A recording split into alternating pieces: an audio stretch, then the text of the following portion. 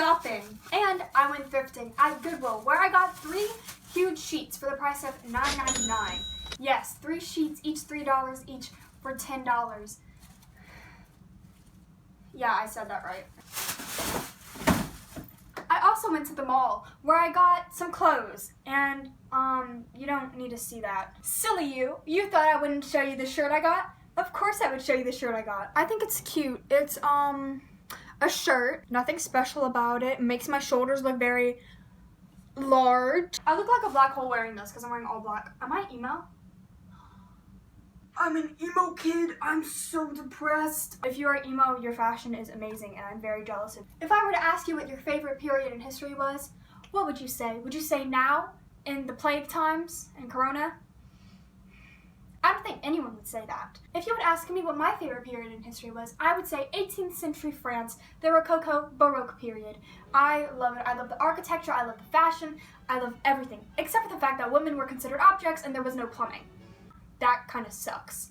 But aside from those 2 horrible things, and the plague was kind of a big deal, or was that the period before? I don't know. Besides that, my favorite part about it was the fashion. Women's fashion specifically. I've always wanted to walk around my house wearing one. And today we went to Goodwill and I found 3 huge sheets that were like $3 each, which is amazing. And I decided today is the day. I'm going to buy these and I'm going to make my Rococo dream dress. Now I know that's very weird, and if any of you from my school are watching this right now, I know it's very weird that you're hearing me talk about this. I know it's kind of weird, but I'm weird. But I'm like the girl that's not like other girls in the sense that I like to sew French dresses. I like to read, which a lot of people don't actually like to read. I actually really enjoy reading. Why am I talking about this? You don't care about that. Let's make a dress. Now, before I could go raid my local Goodwill for fabrics, I had some other errands to run. I had to go shoe shopping, and then after that, me and my mom would go eat at a pizza restaurant. I highly recommend, if you're going to be weird in a public restroom like I am right now, make sure nobody else is in the bathroom, because there was a sweet old lady who was in the back stall that I didn't see, and she came out and asked me if I was okay.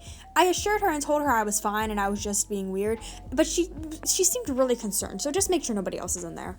So for this project, I am going to be using 3 sheets. I have a gray sheet, I have a teal sheet, and I have a pink sheet. I probably should not have thrown those on my nasty floor. So these sheets are these sheets that I got from Goodwill. I washed them before this. If you're getting anything from a consignment shop, I definitely highly recommend to wash it before you wear it, or even just a regular store. You don't know who could have tried it on before you. But I'm not going to be using the blue or the pink sheets. Oh, it knocked my tripod a little. All I need is the gray sheet and some zip ties. Why do I need zip ties? Because we are making a pannier. Panniers? I don't know. I don't know how to say it, so I'm just gonna call it a hoop skirt. It's not a hoop skirt. It's kind of a hoop skirt. Is it a hoop skirt? I don't know. I'll insert the thing that I'm making. A hoop skirt goes all around, but this thing only goes on your hips, so it makes you look thick. We're gonna be very thick in today's tutorial. This isn't even a tutorial. I don't know. I'm not teaching you guys how to make this. If somebody actually makes this based off of my video, good luck. I'm very bad with direct. And send me a picture. That would be pretty cool. So to make this, I'm going to be using instructions that Makara Tours posted on one of her videos. This is the thing that she posted and the video. Makara Tours is like so chaotic and so funny, and she's really talented too. She's way more talented than I'm ever going to be. I actually got the inspiration from Makara to make this dress because the Rococo style is my favorite, and I've always wanted to make a dress like this, but it always seemed really difficult, and the tutorials that I've looked at always really difficult. And then Makara made one, and I actually understood it, and she made it really easy to understand. And it was very entertaining. Her videos are very entertaining, so go check her out. And honestly, you shouldn't be wasting your time watching my videos. Go watch hers. They're much more entertaining. While you watch me make my pannier, I'm going to list some reasons why me and Makara Tours are basically the same person. 1. Makara Tours has pet ducks. When I was 3 years old, I had a pet duck named Ben. He imprinted on me and thought that I was his mom. We had to give him away though because he kept pooping all over the house. 2. Makara dyed her hair red a few months ago. I currently have red hair. 3. Makara Tours loves Jesus, and I, as well, love Jesus. 4. Makara Tours is a human. I'm a human too. 5. Why did I say it like that? Makara Tours sews, and she's amazing at it. I attempt to sew and usually fail horribly. And that is how me and Makara Tours are basically the same person. Now it's time to sew the bodice. I'm stuck. Now trace your bodice shape onto your base fabric. I'm using my gray fabric as my base fabric because it is the most bland color out of all 3 fabrics I got. Next, hold it up to your body to see how it's going to look. This is inaccurate though because I have a baggy sweatshirt on, but modest is hot. Now use the same piece of fabric you just cut out to guide you and help you cut out different layers for your bodice. Use the same fabric and cut out as many layers as you want. I made 3. I recommend using 3 because it gives you a good amount of stability and support and enough room for your boning channels. Now use something straight and flat to trace out the lines that your boning channels are going to be sewn along. And then after you're done sewing, grab some zip ties, cut them accordingly, and then slip them inside of those boning channels. Yay! Now you have a boned bodice. Well, at least the underlayer. Now take the fabric that is going to be your nice fabric that you want to be seen on the dress and lay it on top. Sew along the lines of the bodice and then flip it inside out. You can iron it if you want. I didn't, but I recommend ironing it. It just makes it a lot smoother and flatter. I already made and put the back 2 panels on. I didn't film that because it was really easy.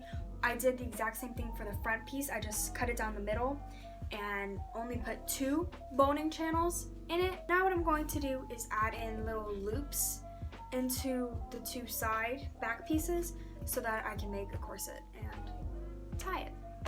Cut out 1 long noodle of fabric and then take that long noodle of fabric and cut it up into a bunch of smaller little noodles of fabric. Then take those noodles of fabric and fold them in half and then sew them inside of your bodice. This is going to create little loops that you can take a ribbon or strip of fabric and intertwine it through that. It's kind of like a shoelace and a shoe. You know what I'm talking about. I don't need to explain them. Pretty much we're just making a half effort, half slack corset. Everything on this channel is half effort anyway, so. Now this next part is really easy. I'm going to be making a ruffle. The way I do this is I take a long strip of fabric and run a running stitch throughout the whole length of it, and then once I get to the end of the strip of the fabric, I pull it, and it looks like this. This is really important because I'm going to be making a lot of ruffles for this dress, so just remember this is how I make a ruffle.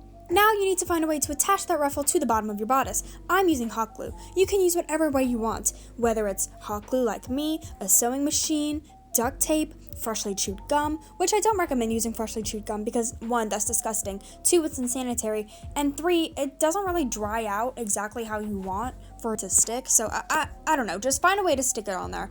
And once you're done, kind of just fix up the ruffles, make sure they're laying the way you want, and then go stick it on your mannequin.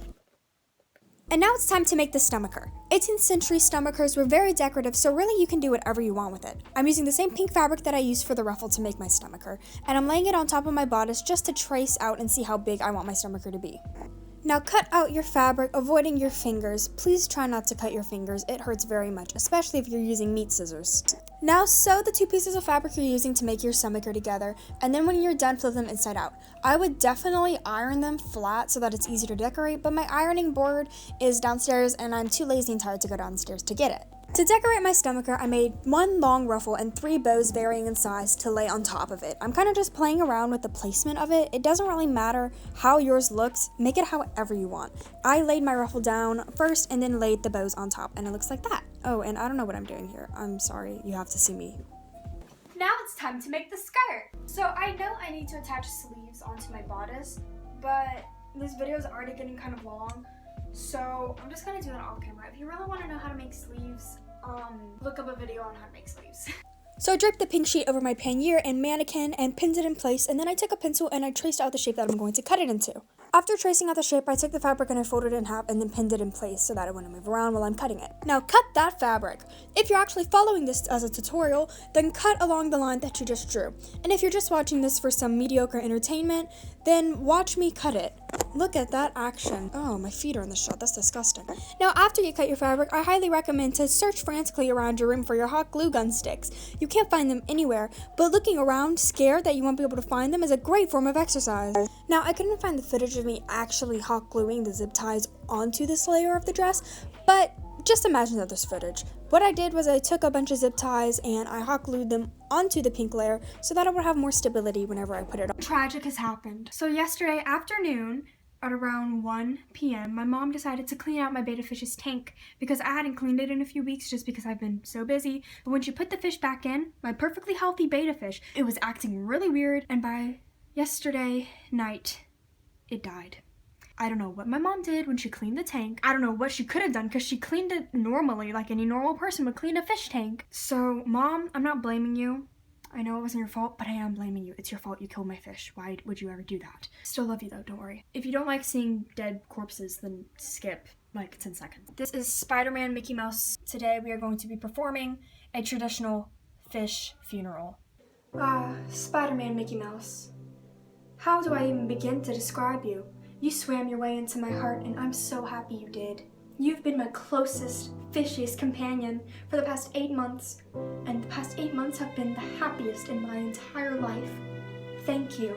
Sadly, yesterday at the hands of my mother's cleaning tank skills, you passed. I'm sorry, Mom. Buy me another fish. But not too soon, because I don't want your spirit to feel like I'm replacing you so fast. Buy me one like next week. I loved you, truly.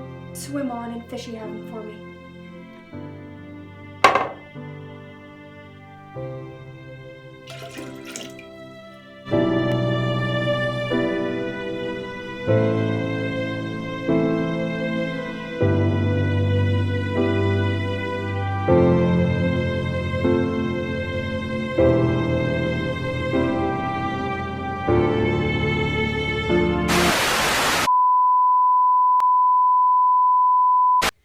To say that it's been a while since I worked on the Rococo dress would be the understatement of the year. It has been over a month since I've even touched the dress. I guess it's because I'm a horrible procrastinator. I have horrible work ethic, and every day that I was able to work on the dress, I would find something else to do instead, like play the harmonica or learn the violin, which I started to do out of nowhere, and I'm actually really enjoying it. I practice 40 hours a day, Ling Ling approves. But today is finally the day that I'm going to work on the dress and finish it today. I really don't have that much to do. I'm gonna be lazy and hot glue everything on it. I have a whole bunch of trim and ruffles. I made a lot of trim, a lot of ruffles, and I'm gonna just be hot gluing them onto the dress. Remember earlier in the video when I told you to remember how I made a ruffle? Well, this is where it comes in handy. Get a ruffle, lay it however you want on your skirt, and then take some trim that you made as well. You better have made trim, and then lay it on top of that ruffle so that it hides the nasty seams. If you don't know where to place your trim or your ruffles anywhere on your dress, then look up pictures of actual historical 18th century Rococo dresses. They really help out with inspiration. Something that you see a lot of in 18th century Rococo dresses is a strip of trim that kind of does a squiggly line on the outside of the overskirt, so that's exactly what I'm doing here. I could have made more trim to make it longer or thicker, but I was really not motivated to do that, and I wanted to get this dress done. So just letting you guys know beforehand, before I actually show you the dress, the footage is not the best. I didn't film enough content to make it good. There's not that much footage of me actually moving around in the dress. I threw some pictures in there to kind of help out, but it really isn't that good.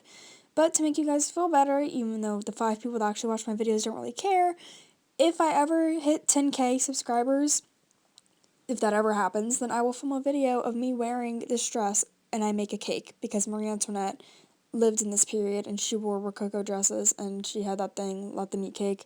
Yeah, I don't know. I think that's funny. So, subscribe. Before you see me moving around in the dress, I wanted to throw these pictures up here because I think they're really cute. So my uncle's at my house because he needs to print something, and I'm really the only one who knows how to use our new computers, so I had to go down dressed like this and help him use the computer. I'm horrified. This definitely could have been done in a week, but I am a procrastinator and I didn't spend enough time on it.